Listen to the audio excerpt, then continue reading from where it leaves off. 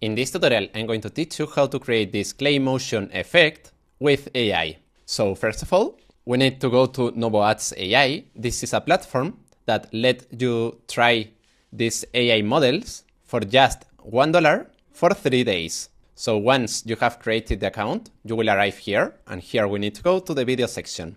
Now we have to click in settings, and here in model, we're going to use the Omni Flash model.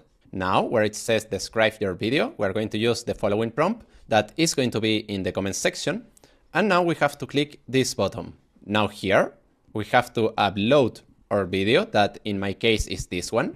I've been looking for the perfect dress for months. And now we have to click here. Now we have to wait to the upload of the video. And now we have to click this button. Now we have to click in generate. And now we have to wait more or less 4 to 5 minutes. Perfect, here we have the result, so now let's see it.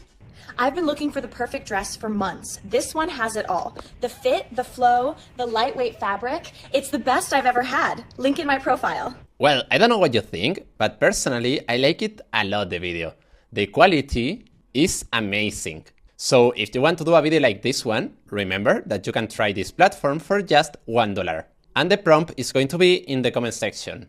So well, after saying that, see you in the next video.